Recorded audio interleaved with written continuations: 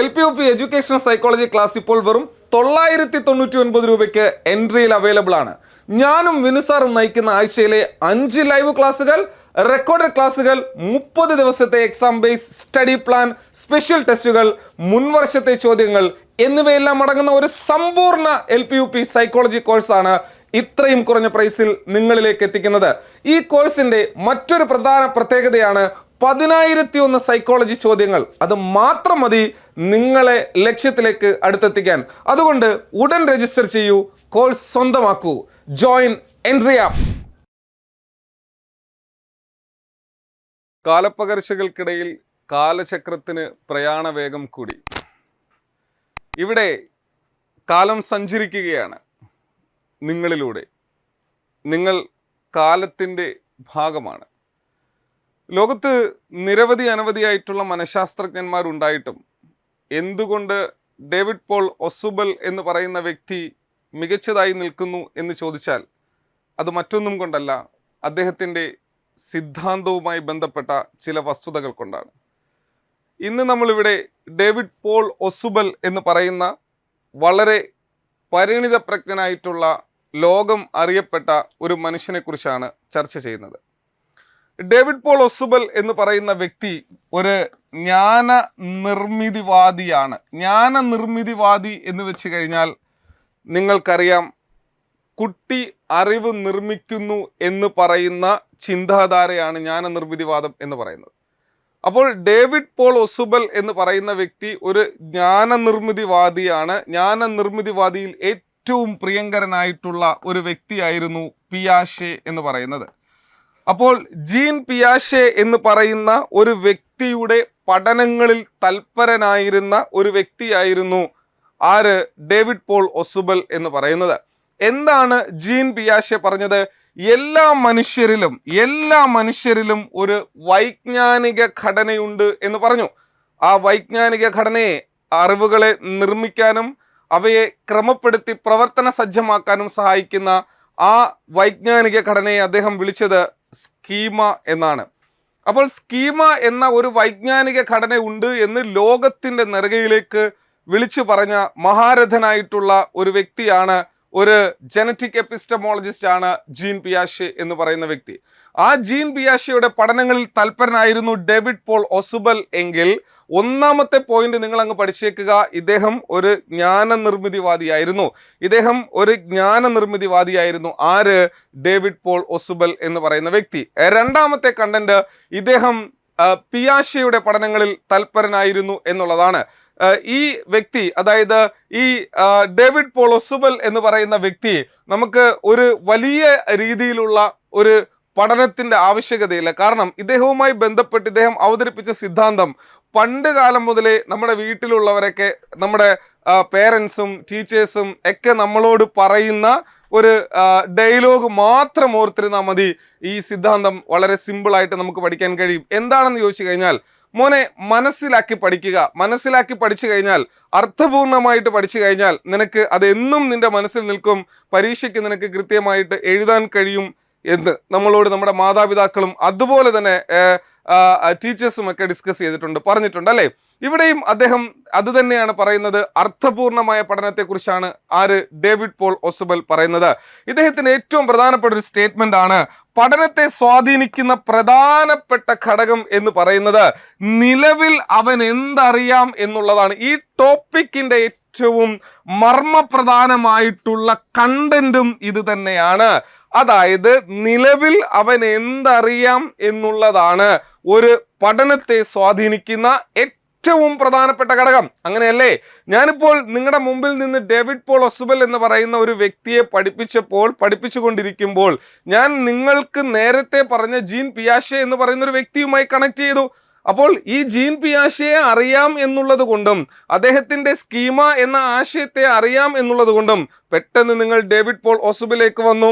അതാണ് ഇവിടെ പറയുന്നത്, ഒരാളുടെ, ഒരു കുട്ടിയുടെ, ഒരു വ്യക്തിയുടെ പഠനത്തെ സ്വാധീനിക്കുന്ന ഏറ്റവും പ്രധാനപ്പെട്ട ഘടകം എന്ന് പറയുന്നത് അയാൾക്ക് എന്ത് മുന്നറിവ് എന്നുള്ളതാണ്. ഇത് തന്നെയല്ലേ ജീൻ പിയാഷെയിലും നമ്മൾ പഠിച്ചിട്ടുള്ളത്? കുട്ടികൾ മുന്നറിവിനെ ബേസ് ചെയ്തുകൊണ്ട് പഠിക്കുന്നു എന്നുള്ളതാണ് അല്ലെ. അപ്പൊ സ്വാഭാവികമായിട്ടും ഈ മൂന്നാമത്തെ കണ്ടന്റ് നിങ്ങൾക്ക് സ്ട്രൈക്ക് ചെയ്യണം, because it's very very informative content related to David Paul Ausubel, one of the greatest cognitive psychologist. അദ്ദേഹം എന്താണ് പറഞ്ഞത്? പഠനത്തെ സ്വാധീനിക്കുന്ന പ്രധാന ഘടകം നിലവിൽ അവൻ എന്തറിയാം എന്നുള്ളതാണ്. 3 പോയിന്റാണ് ഞാൻ ഇവിടെ ഡിസ്കസ് ചെയ്തത്. ഒന്ന്, ഇദ്ദേഹം ഡേവിഡ് പോൾ ഒസുബൽ എന്ന് പറയുന്ന വ്യക്തി പിയാഷെയുടെ പഠനങ്ങളിൽ തൽപരനായിരുന്നു. 2, വൈജ്ഞാനിക ഘടന എന്ന ആശയത്തെ മുൻനിർത്തിക്കൊണ്ട് ബോധന മാതൃകകൾ വികസിപ്പിക്കുന്നതിന് നേതൃത്വം നൽകിയ വ്യക്തി എന്ന് പറയുന്നത്, ഇദ്ദേഹത്തിന്റെ ബോധന മാതൃക എന്ന് പറയുന്നത്, ഇദ്ദേഹത്തിന്റെ ടീച്ചിങ് പെഡഗോജിക്കൽ മോഡൽ എന്ന് പറയുന്നത് ലോക പ്രശസ്തമാണ്. നിങ്ങളൊക്കെ BEdനും DEdനും TTCക്കും ഒക്കെ ഡിസ്കസ് ചെയ്ത് പഠിച്ചിട്ടുള്ളതാണ്. അപ്പോൾ ഈ വൈജ്ഞാനിക ഘടന എന്ന ആശയം പിയാഷെയുടേതാണെന്ന് നമുക്കറിയാം. ആ വൈജ്ഞാനിക ഘടന എന്ന ആശയത്തെ മുൻനിർത്തിക്കൊണ്ട് ബോധന മാതൃകകൾ സൃഷ്ടിച്ച വ്യക്തിയാണ് ഡേവിഡ് പോൾ ഒസുബൽ എന്ന് പറയുന്ന വ്യക്തി. ഇദ്ദേഹത്തിന്റെ സിദ്ധാന്തത്തെ നമുക്ക് വിളിക്കാം അർത്ഥപൂർണമായ ഭാഷാ പഠനം എന്ന്. അർത്ഥപൂർണമായ ഭാഷാ പഠനം, ഇവിടെ നോക്കുക, ഇതിന് 3 ഇംഗ്ലീഷ് ടേമുകളുണ്ട്. ഒന്ന് meaning full verbal learning, 2 meaning full reception learning, 3 meaning full subsumption learning. ഇത് 3ഉം ഇദ്ദേഹത്തിന്റെ സിദ്ധാന്തമാണ്. മീൻസ് ഇത് 3ഉം ഒന്ന് തന്നെയാണ്. Meaning full verbal learning, meaning full reception learning, meaning full subsumption learning. ഈ 3 കണ്ടന്റുകൾ പഠിക്കുന്നതോടുകൂടി ഇദ്ദേഹത്തിന്റെ സിദ്ധാന്തം നമുക്ക് ആധികാരികമായി പഠിക്കാൻ കഴിയും. വളരെ സിമ്പിൾ ആണ്. ഈ 3 വേർഡും നിങ്ങൾക്ക് കൃത്യമായി അറിയാവുന്നതാണ്. വെർബൽ ലേണിംഗ് എന്ന് വെച്ച് കഴിഞ്ഞാൽ ഭാഷാ പഠനമാണെന്നും, റിസപ്ഷൻ ലേണിംഗ് എന്ന് വെച്ച് കഴിഞ്ഞാൽ സ്വീകരണ പഠനമാണെന്നും, സബ്സംഷൻ ലേണിംഗ് എന്ന് പറയുന്ന ഉൾച്ചേർക്കൽ പഠനമാണെന്നും. ഞാൻ ആ പേരുകളൊന്ന് എഴുതുക.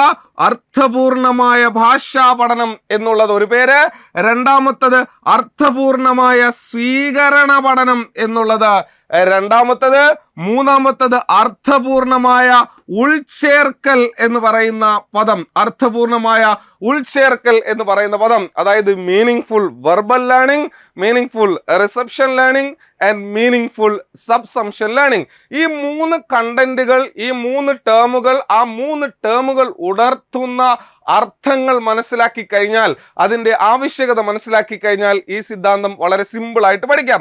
നമ്മൾ ആദ്യമേ ഈ ഉൾച്ചേർക്കൽ സബ്സംഷൻ എന്ന കോൺസെപ്റ്റിലേക്കാണ് പോകുന്നത്. സബ്സംഷൻ, മക്കളെ ഇങ്ങോട്ടൊന്ന് നോക്കിയേ, ദാ ഇവിടെ നോക്കിയേ, ഇവിടെ ഇതാണ് നിങ്ങളുടെ വൈജ്ഞാനിക ഘടന എന്ന് പറയുന്നത്. ഈ വൈജ്ഞാനിക ഘടനയിൽ നിരവധിയായിട്ടുള്ള അറിവുകൾ നിങ്ങൾ സ്വാംശീകരിച്ച് അധിനിവേശം ചെയ്തു വെച്ചിട്ടുണ്ട്. ഈ വൈജ്ഞാനിക ഘടനയിലേക്ക് ഞാനൊരു പുതിയ അറിവ് കൊടുക്കുകയാണ്.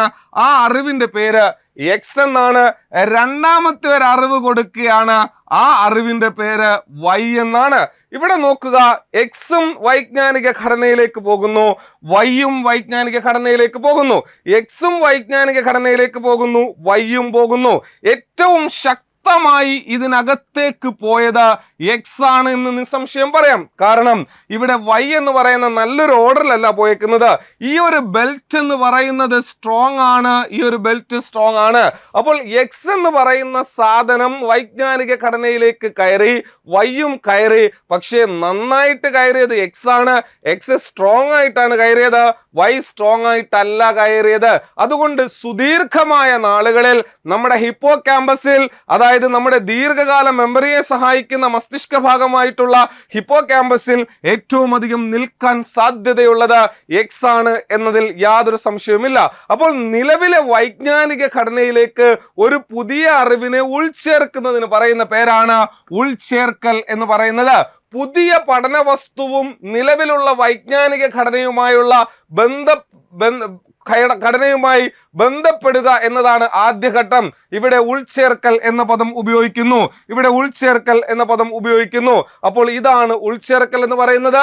എക്സ് സ്ട്രോങ് ആയിട്ട് കയറി, വൈ അത്ര സ്ട്രോങ് ആയിട്ട് കയറിയില്ല. അപ്പോൾ കയറുക മാത്രമല്ല, അവിടെ എന്ത് ചെയ്യണം? സംസ്ഥാപനം നടക്കണം. നമ്മള് പിയാഷെയുടെ തിയറിയിൽ പഠിച്ചിട്ടില്ലേ, അവിടെ അധിനിവേശം നടക്കണം എന്ന് വെച്ച് കഴിഞ്ഞാൽ ഉറച്ചിരിക്കണം. നമ്മളും പഠിക്കുന്നവരല്ലേ, നമ്മൾ പഠിക്കുന്ന എല്ലാ കാര്യവും നമുക്ക് എപ്പോഴും ഓർത്തെടുക്കാൻ പറ്റുമോ? ഇല്ല. പക്ഷെ മീനിങ് ഫുൾ ആയി നന്നായിട്ട് സബ്സ്യൂം ചെയ്തിട്ടുള്ള അറിവാണ് എങ്കിൽ അതവിടെ നമുക്ക് ഉൾച്ചേർക്കാൻ കഴിയും എന്നുള്ളതാണ്. ഈ ഉൾച്ചേർക്കൽ എന്ന് പറയുന്ന പ്രക്രിയ 3 തരത്തിലുണ്ട് എന്നുള്ളതാണ്. ഒന്നാമത്തത് ഡെറിവേറ്റീവ് സബ്സംഷൻ എന്നാണ്, അതായത് ഡെറിവേറ്റീവ് ഉൾച്ചേർക്കൽ എന്ന് പറയും. ഒന്നാമത്തേന് നമ്മൾ പറയുന്ന പേര് ഡെറിവേറ്റീവ് സബ്സംഷൻ എന്നാണ്. ഇവിടെ ഈ ഇംഗ്ലീഷ് ടേം മലയാളത്തിൽ എഴുതിയത് തന്നെ നിങ്ങൾ പഠിക്കുക. സാധാരണഗതിയിൽ ഇത് മലയാളം വാക്കായിട്ട് ഇന്നേ വരെ ചോദിച്ചു കണ്ടിട്ടില്ല. പക്ഷെ നിങ്ങൾ ഇംഗ്ലീഷ് വാക്ക് തന്നെയായിട്ട് ഡെറിവേറ്റീവ് ഉൾച്ചേർക്കൽ, ഡെറിവേറ്റീവ് സബ്സംഷൻ എന്ന് തന്നെ നിങ്ങൾ ഓർത്തു വെക്കുക. എന്താണ് ഡെറിവേറ്റീവ് സബ്സംഷൻ എന്ന് ചോദിച്ചാൽ സിമ്പിൾ ആയിട്ടുള്ള ഒരു ഉത്തരത്തിലൂടെ ഞാൻ പറയാം.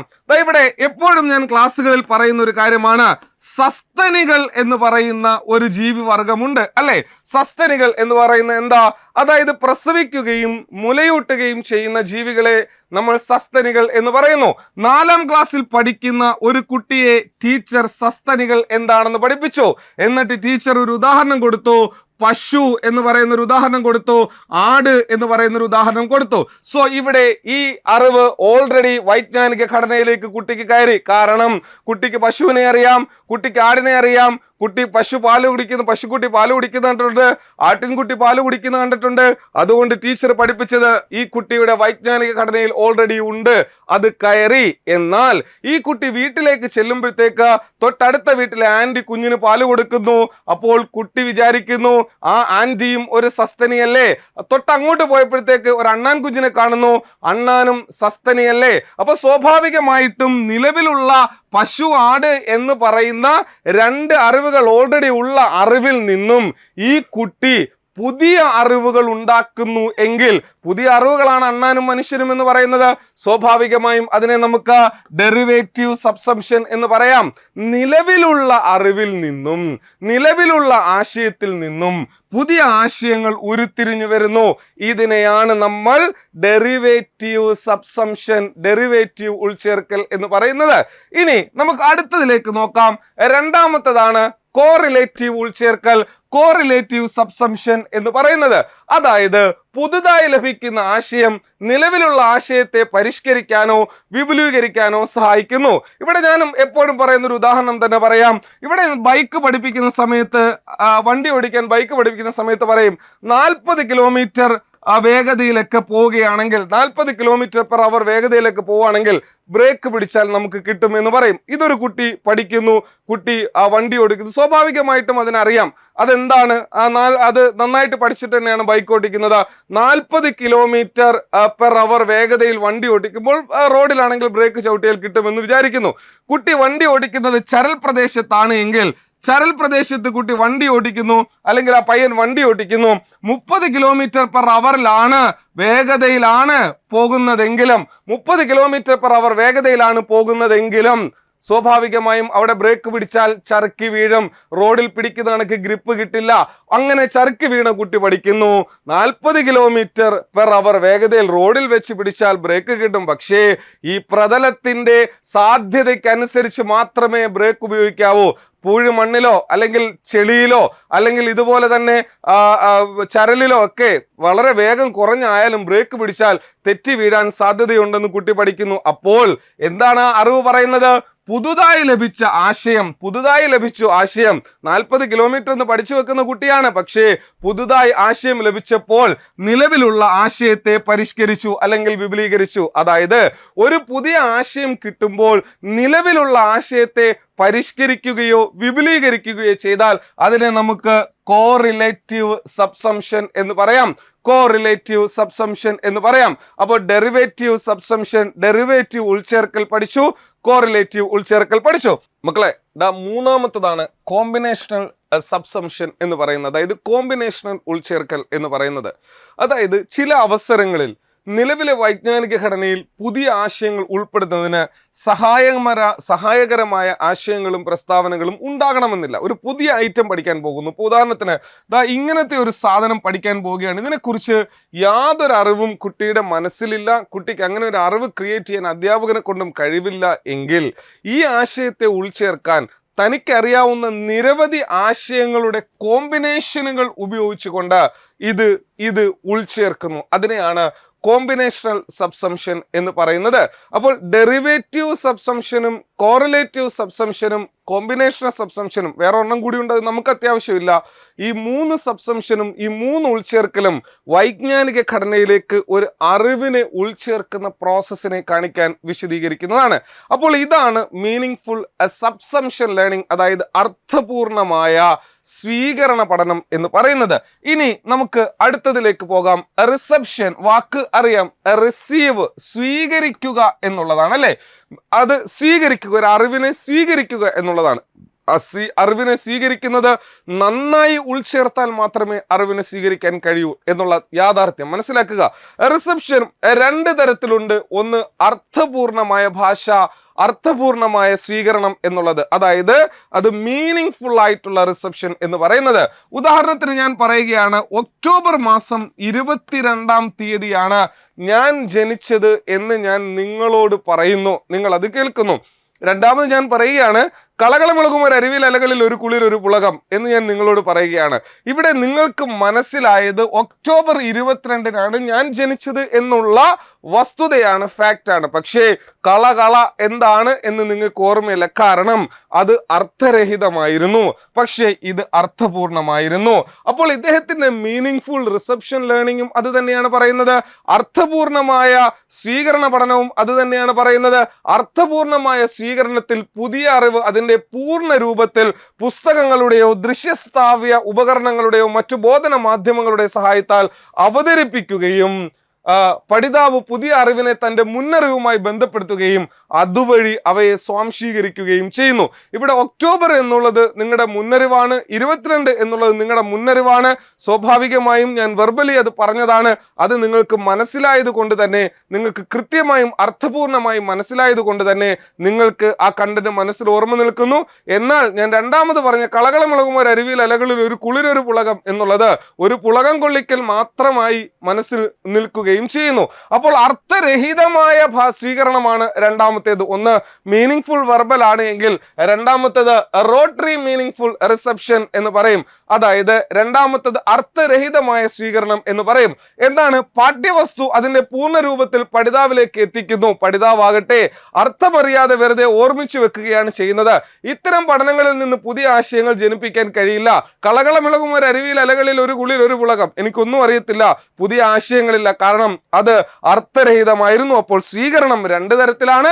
ഒന്ന് അർത്ഥപൂർണമായ സ്വീകരണ പഠനം, 2 അർത്ഥരഹിതമായ സ്വീകരണ പഠനം. ഉൾച്ചേർക്കൽ 3 തരത്തിലാണ്. ഡെറിവേറ്റീവ് ഉൾച്ചേർക്കലുണ്ട്, കോറിലേറ്റീവ് ഉൾച്ചേർക്കലുണ്ട്, കോമ്പിനേഷണൽ ഉൾച്ചേർക്കലുണ്ട്. ഇനി ഈ പറയുന്ന പഠനം സുഖകരമായ രീതിയിൽ നടക്കാൻ ഞാൻ നേരത്തെ പറഞ്ഞു, തുടക്കമേ പറഞ്ഞ ഒരു കാര്യമുണ്ട്.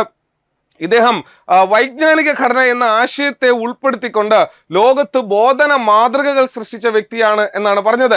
അദ്ദേഹം ലോകത്തിന് സംഭാവന നൽകിയ മാതൃകയുടെ പേരാണ് അഡ്വാൻസ് ഓർഗനൈസർ എന്നത്.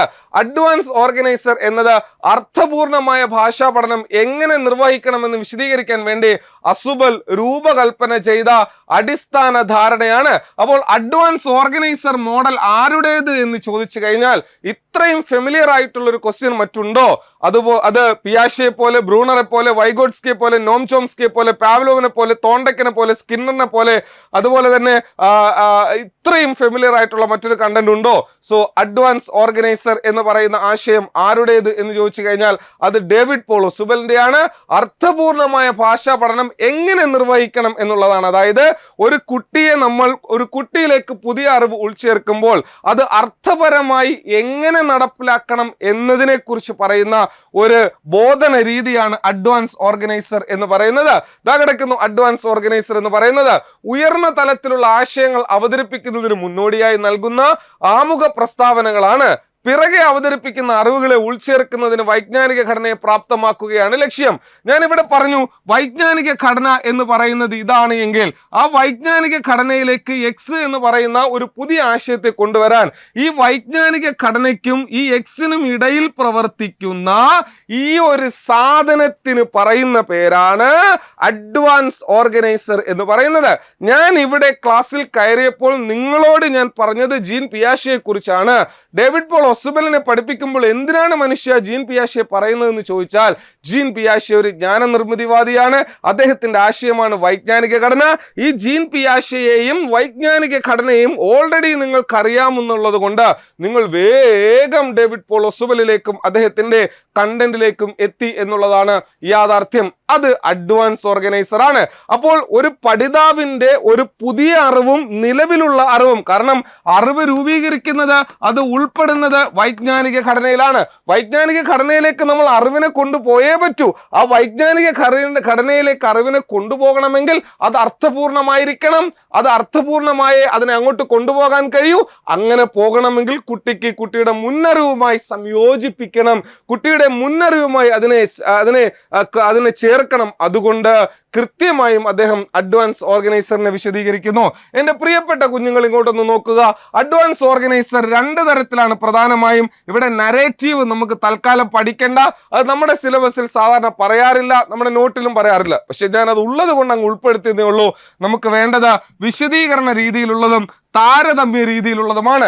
അഡ്വാൻസ് ഓർഗനൈസർ എന്നെ വർഗീകരിക്കുകയാണ്. ഒന്ന് വിശദീകരണ രീതിയും, രണ്ട് താരതമ്യ രീതിയും. അതായത് ഇവിടെ ഞാൻ ആദ്യമേ ഉപയോഗിച്ചത് എക്സ്പോസിറ്ററി അഡ്വാൻസ് ഓർഗനൈസർ ആണ്. ഞാൻ നിങ്ങൾക്ക് തന്നത് എക്സ്പോസിറ്ററി ആണ്, വിശദീകരണമാണ്. എന്താണ് തന്നതെന്ന് ചോദിച്ചു കഴിഞ്ഞാൽ, ഞാൻ ഡേവിഡ് പോൾ ഒസുബലിനെ പഠിപ്പിക്കാൻ നേരത്ത് ഞാൻ നിങ്ങളോട് പിയാഷയെ കുറിച്ച് പറഞ്ഞു. പിയാഷെ നിങ്ങളുടെ മുന്നറിവാണ്, വൈജ്ഞാനിക ഘടന നിങ്ങളുടെ മുന്നറിവാണ്, ജ്ഞാന നിർമ്മിതിവാദം നിങ്ങളുടെ മുന്നറിവാണ്. അപ്പോൾ വിശദീകരിച്ചുകൊണ്ട്, മുന്നറിവിനെ പറഞ്ഞുകൊണ്ട്, മുന്നറിവിനെ കാണിച്ചുകൊണ്ട്, അല്ലെങ്കിൽ മുന്നറിവിന്റെ മോഡൽസ് കാണിച്ചുകൊണ്ട്, എയ്ഡുകൾ കാണിച്ചുകൊണ്ടാണ് ഞാൻ ആ കണ്ടന്റിലേക്ക് ഇറങ്ങിയതെങ്കിൽ അത് എക്സ്പോസിറ്ററി ആണ്. ഇനി മുന്നറിവില്ല എന്നൊന്ന് സങ്കല്പിക്കുക. ഞാനൊരു കണ്ടന്റ് പഠിപ്പിക്കാൻ പോവുകയാണ്, മുന്നറിവില്ല. ഉദാഹരണത്തിന് 6ാം ക്ലാസ്സിൽ പഠിക്കുന്ന ഒരു കുട്ടിയെ ഞാൻ നെൽസൺ മണ്ടേലയെ കുറിച്ച് പഠിപ്പിക്കാൻ പോവുകയാണ്.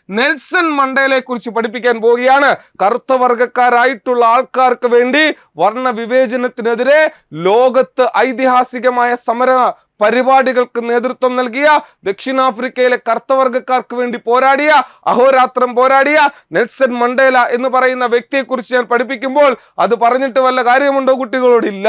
അപ്പോൾ സ്വാഭാവികമായും അദ്ദേഹത്തിന്റെ മുന്നറിവ് കുട്ടികൾക്കില്ല. സ്വാഭാവികമായും ഇവിടെ കമ്പാരറ്റീവ് അഡ്വാൻസ് ഓർഗനൈസർ ഉപയോഗിക്കാം. എന്താണ്? കുട്ടിക്കാരെ അറിയാം, ഗാന്ധിജിയെ അറിയാം. കുട്ടിക്കാരെ അറിയാം, ഗാന്ധിജിയെ അറിയാം. ഗാന്ധിജി എവിടെ ഉള്ളതാ? ഇന്ത്യയില്. എന്തിനു പ്രവർത്തിച്ചു? സ്വാതന്ത്ര്യത്തിന് വേണ്ടി പ്രവർത്തിച്ചു. അപ്പോൾ ഗാന്ധിജിയെ പോലെ ദക്ഷിണാഫ്രിക്കയിൽ വർണ്ണ വിവേചനത്തിനെതിരെ കറുത്ത വർഗക്കാരുടെ സ്വാതന്ത്ര്യത്തിന് വേണ്ടി പോരാടിയ ധീരനായ വ്യക്തിയാണ് നെൽസൺ മണ്ടേല എന്ന് പറഞ്ഞാൽ അത് കമ്പാരറ്റീവ് അഡ്വാൻസ് ഓർഗനൈസർ ആണ്. അത് കമ്പാരറ്റീവ് ആണ്, അത് താരതമ്യ രൂപത്തിലുള്ളതാണ്. മക്കളെ മനസ്സിലായി എന്ന് ഞാൻ കരുതുന്നു. ഇവിടെ നോക്കുക, അഡ്വാൻസ് ഓർഗനൈസർ എന്ന് പറയുന്നത് ഇതാണ്. സെലിംകുമാർ പറയുന്ന കണക്ക് ഇതാണ്. എന്താണ്? പഠിതാവിന്റെ നിലവിലുള്ള അറിവ്, അവന്റെ മുന്നറിവ്, അവൻ നേടേണ്ട അറിവ്, ഇത് തമ്മിലുള്ള ബന്ധം എങ്ങനെയാകണമെന്ന് തീരുമാനിക്കുന്നത് അഡ്വാൻസ് ഓർഗനൈസർ ആണ്. എക്സ്പോസിറ്ററിയും ഉണ്ട്, കമ്പാരറ്റീവും ഉണ്ട്. അത് ബൗദ്ധികമായ കൈത്താങ്ങാണ്. സെറ്റാണോടാ പിള്ളാരെ? സെറ്റ്. ഒറ്റ ചിത്രം പറയും. അപ്പോൾ ഇത് തമ്മിലുള്ള ബന്ധം ദൃഢമാക്കുകയാണ് അഡ്വാൻസ് ഓർഗനൈസർ എന്ന് പറയുന്നത്. മനസ്സിലായോ മക്കളെ? ഇടി അസുബലിന്റെ അഭിപ്രായത്തിൽ പഠനം പുരോഗമിക്കുന്നത് പൊതു ആശയങ്ങളും പ്രസ്താവനകൾക്കും ഏറ്റവും മുകളിലായി സ്ഥാനം പിടിക്കുന്നു. അതായത് അസുബലിന്റെ അഭിപ്രായത്തിൽ പഠനം പുരോഗമിക്കുന്നത് നിഗമന രീതിയിലാണ്. നിഗമന രീതി എന്ന് വെച്ച് കഴിഞ്ഞാൽ എന്താ? ഡിഡക്റ്റീവ് ആണ്. DGP ആണ്. അതായത് ജനറൽ ടു പർട്ടിക്കുലർ ആണ്. അസുബലിന്റെ അഭിപ്രായത്തിൽ നിഗമനമാണ്. ഈ DGP രണ്ട് കണ്ടന്റിലാണ് പഠിക്കേണ്ടത്. DGP പഠിക്കേണ്ടത് രണ്ട് ആശയങ്ങളിലാണ്. DGP ഓർത്തു വെക്കേണ്ടത് രണ്ട് കോഡുകളായിട്ടാണ്. ഒന്ന്, ഡെവലപ്മെന്റ് എന്ന് പറയുന്നത് ജനറൽ ടു പർട്ടിക്കുലർ ആണ്. വികാസം എന്ന് പറയുന്നത് പൊതുവിൽ നിന്നും സാമാന്യത്തിലേക്കാണ്. അതുപോലെ തന്നെ സ്ഥൂലത്തിൽ നിന്നും സൂക്ഷ്മത്തിലേക്കാണ് വികാസം എന്ന് പറയുന്നത്. അതുപോലെ തന്നെ ഡിഡക്റ്റീവ് എന്ന് പറയുന്നത്, നിഗമന രീതി എന്ന് പറയുന്നത്, അതും സ്ഥൂലത്തിൽ നിന്ന് സൂക്ഷ്മത്തിലേക്കാണ്, പൊതുവിൽ നിന്ന് സാമാന്യത്തിലേക്കാണ്. അപ്പോൾ DGP ആണ് എവിടെ? ഡേവിഡ് അസുബലിന്റെ തിയറിയും. DGP എന്ന് വെച്ച് കഴിഞ്ഞാൽ എന്താ? പൊതുവായതിൽ നിന്നും സാമാന്യത്തിലേക്കാണ് വിശദീകരിച്ചുകൊണ്ടല്ലേ ഞാൻ തുടങ്ങിയത്, പൊതുവായിട്ടുള്ള കാര്യങ്ങൾ പറഞ്ഞുകൊണ്ടല്ലേ ഞാൻ തുടങ്ങിയത്. ഇനി പഠനം വസ്തുതയുടെ അവതരണം എത്ര സംഘടിതവും അർത്ഥപൂർണവുമാവുന്നോ അത്ര തന്നെ പഠനത്തിന്റെ ശക്തി വർദ്ധിക്കുന്നു. ഉദാഹരണത്തിന് ഞാൻ ശിലകളെ കുറിച്ച് പഠിപ്പിക്കാൻ ക്ലാസ്സിലേക്ക് പോവുകയാണ്. ശിലകളെ കുറിച്ച് ക്ലാസ്സിലേക്ക് പോകുമ്പോൾ എൻ്റെ കയ്യിൽ ഒരു ശിലയുണ്ട്, എൻ്റെ കയ്യിൽ ഒരു കല്ലുണ്ട്. അത് കാണിച്ചിട്ട് ഞാൻ കുട്ടികളോട് ചോദിക്കുന്നു, മക്കളെ ഇതെന്താണെന്ന് ചോദിച്ചാൽ കുട്ടികൾ ആ കല്ല് കണ്ടിട്ടുണ്ട്. അപ്പോൾ അതൊരു മുന്നറിവാണ്. അത് ഡേവിഡ് പോൾ ഒസുബലിന്റെ അഡ്വാൻസ് ഓർഗനൈസർ ആണ്. ഓർത്തു വെക്കുക, അദ്ദേഹത്തിന്റെ ഏറ്റവും പ്രധാനപ്പെട്ട ആശയം തന്നെയാണ് അനുക്രമ പഠന പദ്ധതി എന്ന് പറയുന്നത്. അനുക്രമ പഠന പദ്ധതി ഡേവിഡ് പോൾ ഒസുബലിന്റെയാണ്. ഡേവിഡ് പോൾ ഒസുബലിനെ ഏകദേശം നമ്മൾ അങ്ങ് പഠിച്ചു കഴിഞ്ഞു. സംശയങ്ങൾ എന്തെങ്കിലും ഉണ്ടെങ്കിൽ എൻ്റെ പ്രിയപ്പെട്ട ഉദ്യോഗാർത്ഥികൾ മെസ്സേജ് ചെയ്യുക. എല്ലാവരും വീഡിയോസ് കംപ്ലീറ്റ് ആയിട്ടിരുന്ന് കാണുക. അതുപോലെ തന്നെ നിങ്ങളുടെ മനോഹരമായ കമന്റുകൾ അതും ഞാൻ പ്രതീക്ഷിക്കുന്നു. താങ്ക്